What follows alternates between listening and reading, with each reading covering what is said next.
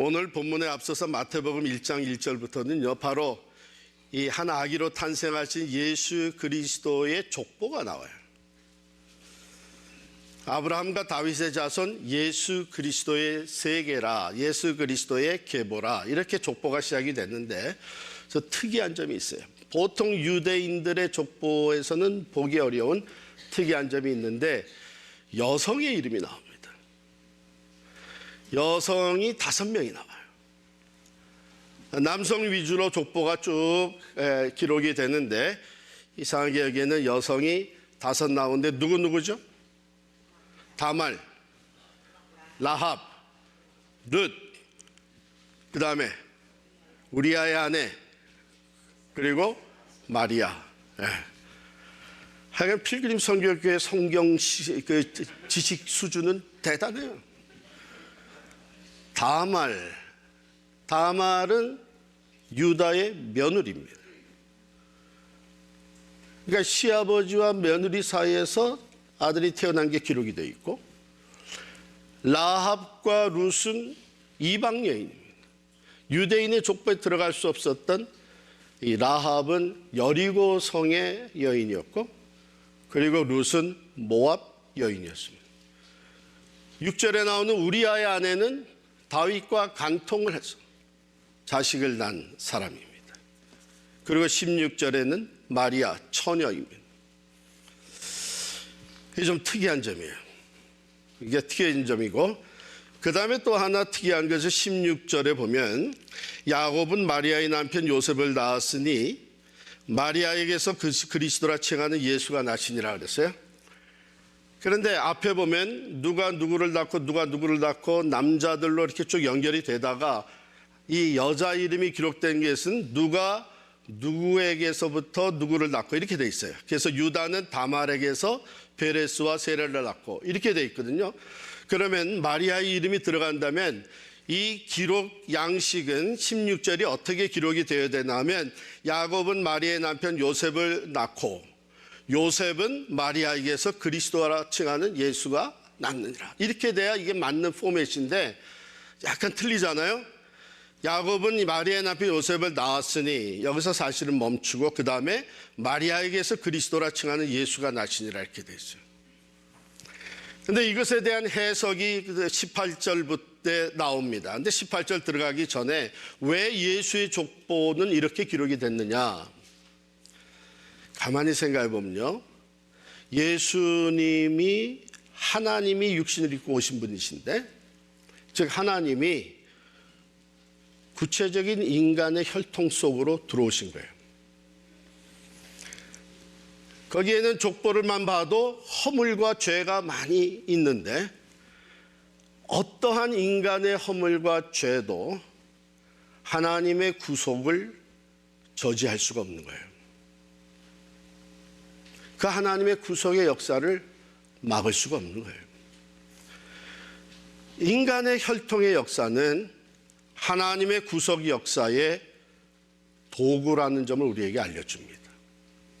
부족하고 죄 많은 인간들의 족보인데 하나님은 그것을 사용하셔서 구속의 역사를 이루어 오고 계시다는 것입니다.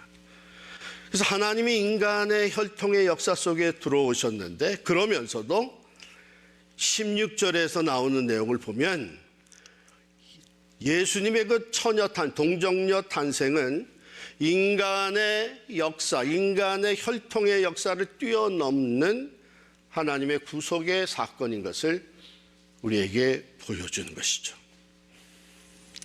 이 성육신의 사건의 실제성이 바로 이 족보를 통해서 우리에게 제시되고 있습니다.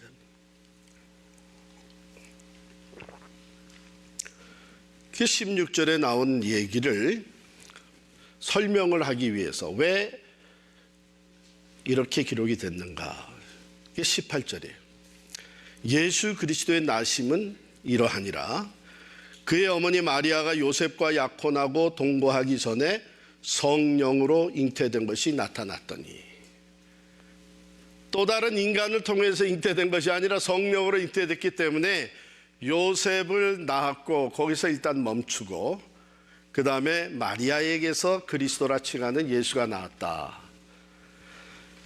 성령의 역사로, 성령으로 잉태된 것이 바로 예수 그리스도의 잉태와 또 탄생 사건입니다. 그리고 예수 그리스도의 탄생과 함께 우리에게 주어지는 큰 축복은 하나님이 육신을 입고 우리 안에 들어오신 임마누엘, God with us, 하나님이 우리와 함께 하신다는 놀라운 축복이에요. 인간은 원래 죄인이기 때문에, 의인은 하나도 없고 모두가 다 죄인이기 때문에 어느 누구도 스스로 하나님이 계신 곳에 나아갈 수가 없는 거예요. 그러니까 하나님이 직접 우리 안으로 찾아 들어오신 것입니다. 이게 놀라운 축복인데, 이 임마누엘의 축복의 이야기의 시작은 사실은 걸림돌이 된 이야기입니다. 요셉에게 이 메시지가 주어졌어요. 요셉은 큰 딜레마에 빠집니다. 자기와 약혼한 이 여자가, 여기에 보면 동거하기 전에, 요셉과 약혼하고 동거하기 전에 이렇게 돼 있잖아요. 지난주에도 말씀드렸듯이 그 당시에 약혼, 그 정혼이라는 것, 영어로 betrothal이라고 하는 것은 legally 결혼한 거나 마찬가지였어요. 그러나 예외적인 것이 있다면 약혼하고 나서 legally 결혼한 거나 마찬가지지만 아직 동거는 허락이 안 됐습니다. 그래서 약혼한 후에 아직 동거하기 전에 이제 결혼식을 기다리고 있는데 자기 약혼녀가 임신했다는 거예요. 이걸 어떻게 받아들여야 됩니까? 그래서 요셉은 19절에 보면 요셉은 의로운 사람이라 그를 드러내지 아니하고 가만히 끊고 자요. 지금 이제 임마누엘 축복의, 성육신 임마누엘 축복의 이야기의 시작인데, 이 시작이 걸림돌이 된 거예요. 요셉이 딜레마에 빠진 겁니다. 이러지도 못하고 저러지도 못하는 거예요. 만약에 그냥 이것을 드러내버리게 되면 마리아는 죽습니다. 돌에 맞아 죽습니다. 그렇다 그래서 그냥 수용을 하게 되면 이거 분명히 간통죄를 진 건데 자기가 그 죄에 가담하는 것이 됩니다. 그 죄를 감추고 가담하는 것이 돼요. 그 의로운 사람으로서 요셉이 이게 최선의 방법이 뭔가, 하나님을 경외하는 사람이었기 때문에 이때 내가 어떻게 결정을 해야 하나님 앞에 부끄럽지 않고 의로운 결정을 할 수 있을까? 그 고민하는 거예요. 이 딜레마에 빠져 있는 요셉입니다. 이 임마누엘이 예수 그리스도의 이야기의 시작부터 이것이 걸림돌, 스텀블링 블락이 된 것은 사실 예수님의 생애와 예수님의 죽음 전체를 통해서 이것은 많은 사람들에게 장애가 됐어요. 걸림돌이 됐어요. 가령 오늘 이 출산의 이야기, 임신한 것의 이야기를 보면 세상에 보이는 것이 전부이고 우리의 지식과 우리의 경험과 우리의 이론이 전부라고 생각하는 사람들에게는 한 가지 결론밖에 없습니다. 그게 뭐예요? 다른 남자와 죄를 범한 거예요.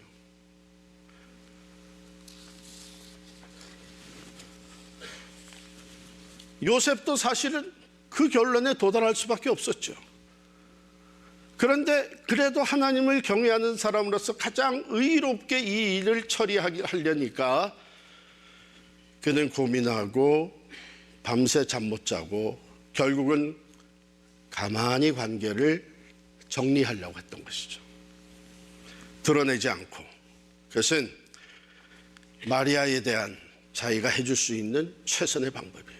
최고의 그러니까 자비를 베푸는 것이죠. 드러내지 않고 가만히 끊고자 해서, 이건 디볼스입니다. 그 당시에는 이미 리걸리 정혼한 것은 결혼한 거나 마찬가지였기 때문에 디볼스 하는 것입니다. 이것은 어쩔 수 없는 결론이라고 볼 수가 있어요. 그런데 이와 같이요, 예수님의 이야기는 그 잉태된 때부터 계속해서 그것이 시작이고 예수님의 생애, 예수님의 사역, 예수님의 죽음과 부활, 이 모든 것이 많은 사람들에게, 특별히 우리 눈에 보이는 것이 전부이다, 우리 세상에서 우리가 가지고 있는 지식과 경험이 전부라고, 내가 이성으로 판단할 수 있는 것이 전부라고 생각하는 사람들에게는 계속 걸림돌이 되는 거예요. 그래서 처녀, 동정녀 탄생을 받아들일 수가 없고, 성경에 나오는 사복음서에 나온 그 많은 예수님의 기적을 인정할 수가 없는 거죠. 어떻게 오병이어 떡 5개와 물고기 2마리로 남자만 5,000명이 넘는 사람들이 먹고 12광주리가 남느냐, 어떻게 물 위로 걸어가는 일이 가능하냐, 죽었던 나사로가 살아났다고? 어떻게 죽었던 사람이 다시 살아날 수 있느냐, 도무지 허락되지 않는 거예요. 자, 그러면 이런 상황 속에서 요셉은 어떻게 믿음을 가지게 됐느냐는 거예요. 말씀에 보면 이렇게 고민하고 있는, 딜레마에 빠져 있는, 이 성령으로 잉태되었다고 하는 이 이야기가 받아들여지지 않고 있어서 가만히 정리하려고 했던 요셉에게 주의 사자가 나타나죠. 20절에 보면 이 일을 생각할 때에 주의 사자가 현몽하여 이르되 다윗의 자손 요셉아, 내 아내 마리아 데려오기를 무서워하지 말라. 그에게 잉태된 자는 성령으로 된 것이라. 아들을 낳으리니 이름을 예수라 하라. 이는 그가 자기 백성을 그들의 죄에서 구원할 자이심이라 하니라. 이 모든 일이 된 것은 주께서 선지자로 이미 말씀하신 것을 이루려 하심이니, 보라, 처녀가 잉태하여 아들을 낳을 것이요 그 이름은 임마누엘이라 하리라 하셨으니, 이를 번역한즉 하나님이 우리와 함께 계시다 함이라. 이게 뭐예요? 하나님이 하나님의 사자를 보내셔서 계시해 주신 거예요. 인간의 판단, 인간의 이론과 이성으로는, 경험이나 지식으로는 도무지 알 수 없는 하나님의 행하신 일을 알려주신 거예요. 그때에 요셉이 그것을 믿게 됩니다. 만약에 이 이야기를 마리아가 사실은 먼저 가브리엘 천사를 통해서 들었죠. 마리아가 직접 전했다면 요셉이 그걸 믿었겠습니까? 안 믿었겠습니까? 사실은 이미 전했을 수도 있어요. 믿었을까요? 안 믿었을까요? 믿었다고 생각하는 사람 한번 손 들어보세요. 만약에 여러분이 요셉이었으면 아 그래? 난 또 뭐라고? 이러고 받아들였겠어요? 여러분, 이거 우리에게 무엇을 말해주나 하면, 예수 그리스도가 구세주가 되시고 하나님이 인간의 몸으로 이 땅에 오셨고, 그가 이 세상에서 놀라운 하나님의 기적들을 행하시고 진리를 가르치시고, 그리고 우리의 모든 죄를 위해서 십자가에 달려 죽으시고 3일 만에 부활하신 우리의 구세주시다. 이게 우리가 전도하는 내용일 텐데, 전도하니까 잘 받아들여져요? 안 받아들여져요? 야, 너는 어떻게 아직도 그런 걸 믿냐? 이러죠. 마치 우리가 어리석은 사람처럼.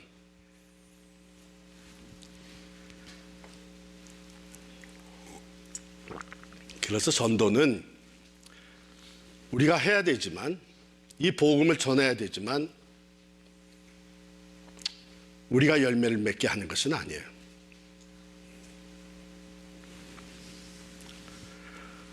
우리가 이 말씀을 전할 때에 예수 그리스도가 누구신가, 성령으로 잉태되시고, 이 말씀을 전할 때에, 크리스마스의 진리를 전할 때에 하나님의 영이 계시하시는 것이죠. 그래서 그 말씀을 믿을 수 있도록 도와주실 때에 믿음이 생기는 거예요. 만일 내가 그 신앙생활을 오래 했고, 나는 성경을 빠삭히 알고 있고, 누구든지 논쟁을 벌여서 지지 않을 자신이 있고, 그래서 내가 다른 사람에게 믿음이 생길 수 있게 도와줄 수 있다고 생각하면 큰 착각입니다. 그렇게는 안 돼요. 눈에 보이는 것이 전부라고 생각하고 우리가 경험하고 가지고 있는 지식, 이성이 전부라고 생각하면서 리즈닝을 하면서 살아가는 사람들에게 통할 수가 없죠. 그런데 기도하는 거예요. 하나님, 내가 복음을 전할 때에, 크리스마스의 메시지를 전할 때에, 내가 선교할 때에 하나님, 이 말씀을 듣는 자들의 마음을 움직여 주십시오. 내게 믿음을 주셨듯이 그들에게도 믿음을 주셔서 이것이 하나님의 말씀으로 받아들일 수 있게 하여 주. 기도가 없이는 전도의 열매, 선교의 열매가 생길 수가 없는 것입니다. 그래서 하나님께서 요셉에게 나타나시고 계시해 주셨어요. 그래서 요셉은 이게 하나님의 말씀인 것으로 받아들일 수 있게 된 것이죠.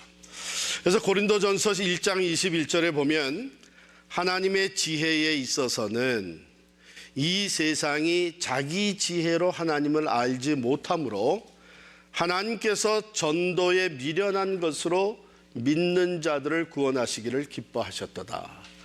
전도에 미련한 것이라 그랬어요. 그러니까 여러분이나 저나 예수 그리스도의 복음을 가지고 전도할 때에 야, 이 녀석아, 어리석게 그걸 믿냐, 이러고 조롱거리가 되고 비난을 받는 것은, 미련하다는 얘기를 듣는 것은 당연한 거예요. 그런데 놀라운 것은 세상 사람들이 볼 땐 미련한 것 같지만 우리가 이 하나님의 말씀을 기도로 준비하고 담대하게 전할 때에 성령이 역사하시면 그들이 그것을 믿게 되는 거예요. 하나님의 계시의 말씀으로 받아들일 수 있게 되는 것이죠. 이게 엄청난 기적입니다. 엄청난 축복이죠. 이 계시의 말씀 속에 담겨져 있는 것, 아들을 낳으리니 이름을 예수라 하라 그랬어요. 예수라는 이름의 뜻이 뭐죠? 지금 속으로 다 맞히셨어요. 구약에 나오는 좌슈아랑 똑같은 이름이에요. 근데 신약 성경에서 예수로 발음을 합니다. 여호와는 구원이시다. 그러니까 구원자로 오신 예수예요. 그런데 그냥 인간의 구원자가 아니고 하나님이 직접 육신을 입고 이 땅에 찾아오셔서 성육신 하신, 그렇기 때문에 임마누엘, God with us, 하나님이 우리와 함께 계시다. 예수 그리스도는 임마누엘이에요. 하나님이 우리와 함께 계시는 임마누엘의, 그러니까 우리의 구원자는 하나님이 친히 육신을 입고 이 땅에 오셔서 우리와 함께 계시면서 우리의 모든 죄를 대신 지시고 십자가에서 죄값을 치러 주심으로 말미암아 우리가 구원을 얻게 된 거예요. 마태는요, 이 하나님이 함께 계시다고 하는 이 놀라운 축복의 메시지를 시작부터 예수님의 탄생의 이야기부터 그 다음에 마태복음 마지막까지 전체에서 커버를 하고 있는데 중간에 또 마지막에 분명히 선포합니다. 마태복음 18장에 보면요, 마태복음 18장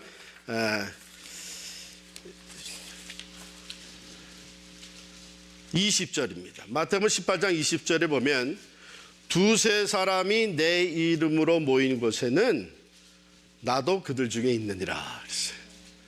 하나님이신 예수 그리스도께서 우리가 두세 사람이 함께 기도하기 위해 서로 말씀의 은혜를 나누기 위해 우리가 함께 모여서 기도하고 말씀 나누고 교제하는 그 자리에 God with us, 임마누엘의 축복이 현저하게 드러나게 된다는 거예요. 또 마태복음 마지막에 가면 마태복음 28장 28절에 볼지어다 내가 세상 끝날까지 너희와 항상 함께 있으리다 이렇게 말씀하셨어요. 그러니까 마태복음 전체가 임마누엘의 축복을 얘기하고 있고 우리는 이 땅에서 이 임마누엘, 하나님이 나와 우리와 함께 계시다고 하는 축복을 경험하면서 살다가 영원히 하나님과 함께 거하게 되는 거예요. 그 임마누엘의 축복. 요셉은 바로 하나님의 계시의 말씀이 주의 사자를 통해서 주어졌을 때에 믿음이 생겼습니다. 그리고 그 믿음으로 받아들였어요. 24절에 보면 요셉이 잠에서 깨어 일어나 주의 사자의 분부대로 행하여 그의 아내를 데려왔으나 아들을 낳기까지 동침하지 아니하더니 나옴의 이름을 예수라 하니라. 이 두 구절에 요셉이 의로운 사람이었을 뿐만 아니라 하나님의 계시의 말씀을 믿음으로 받아들였을 때에 그에게서 사랑이 나가게 된 것을 봅니다. 마리아를 임신한 그대로 받아들였어요. 여러분, 사랑은 어떻게 시작합니까? 다른 사람을 있는 그대로 받아들이면서 시작이 됩니다. 이런저런 조건을 따지는 게 아니에요. 진정한 사랑, 하나님의 사랑이 그렇게 시작이 됐어요. 하나님은요, 우리를 있는 그대로 받아주셨습니다. 우리에게 조건을 내세운 게 아니에요. 우리를 있는 그대로, 죄인 된 그대로, 아니 죄로 말미암아 하나님과 원수되어 있는 상태에서 그가 우리를 향하신 하나님의 사랑을 완전히 나타내 보여주셨는데, 그게 예수 그리스도를 보내시고 예수 그리스도의 죽음을 통해서 우리의 모든 죄값을 치러주시는 이 하나님의 완전한 사랑을 우리에게 보여주신 거예요. 그렇기 때문에 우리가 서로 사랑한다고 하는 것의 시작도 마찬가지예요. 있는 그대로 신분 따질 거 없습니다. 교육 수준 따질 거 없습니다. 인종 따질 거 없어요. 이런 실수, 이런 잘못 저질렀다는 거 따지기 시작하면 사랑할 만한 사람 아무도 없어요. 진정한 사랑은 있는 그대로 받아주는 거예요. 요셉이 마리아를 임신한 그대로, 자기 애가 분명히 아닌데 이게 하나님이 행하시는 일이라고 하는 것을 믿음으로 알게 되면서 마리아를 있는 그대로 받아줍니다. 그리고 프로텍트합니다. 여기 보면 아들 낳기까지 동침하지 아니하더니 나옴의 이름을 예수라 하니라. 하나님의 일이 그대로 성취될 수 있도록 자기는 개입을 하지 않으면서 마리아와 또 새로 태어날 아기 예수가 퍼블릭리 스캔들이 되지 않도록 프로텍트를 해줍니다.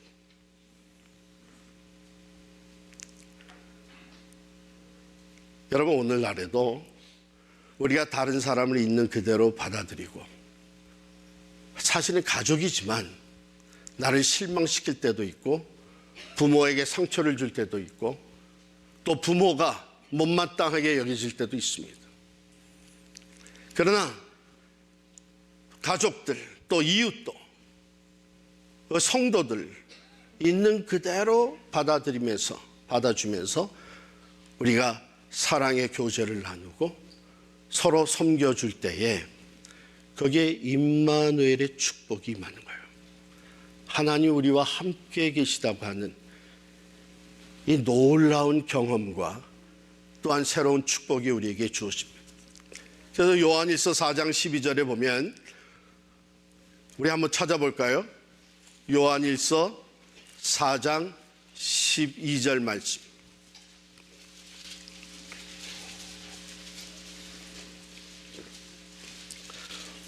다 같이 읽습니다. 어느 때나 하나님을 본 사람이 없으되 만일 우리가 서로 사랑하면 하나님이 우리 안에 거하시고 그의 사랑이 우리 안에 온전히 이루어지느니라. 아멘. 임마누엘의 축복은 바로 이 사랑 안에서 가장 우리에게 분명하게 주어집니다. 요셉이 믿음이 생기면서 마리아를 있는 그대로 받아주고 이렇게 프로텍트 해주는 가운데 예수 그리스도가 탄생하는 거예요. 임마누엘의 축복이 임하는 거예요. 오늘도 하나님이 우리와 함께 하시다고 하는 이 축복이 바로 우리가 서로 있는 그대로 받아주고 서로를 섬기고 위로하고 세워줄 때에 거기에 하나님이 우리 가운데 거하시고 그랬어요. 눈으로 볼 수 없는 하나님인데 바로 그 하나님이 우리와 함께 계시는 것을 경험하게 되는 거예요. 그리고 그 하나님의 아가페적인 사랑이 우리 안에 온전히 이루어지면서 상처가 치유가 되고 관계가 회복이 되고 예수 그리스도 안에 하나가 되는 놀라운 열매들이 맺어지게 되는 것이죠.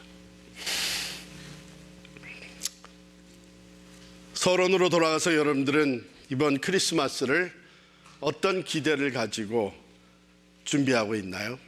바라기는 이번 크리스마스가 그 어느 때보다도 임마누엘의 축복이 여러분의 삶에 하나님이 우리와 함께 하신다고 하는 이 축복이 여러분들의 가정에 충만하기를 축원합니다. 하나님은 사랑이십니다. 그 사랑이 예수 그리스도를 통해서 우리에게 나타나 보여주었습니다. 오늘도 어느 때나 하나님을 본 사람이 없지만 만일 우리가 서로 사랑하면 하나님이 우리 안에 우리 가정에 임마누엘 함께 하시고 그의 사랑이 우리 안에 온전히 이루어질 줄을 믿습니다.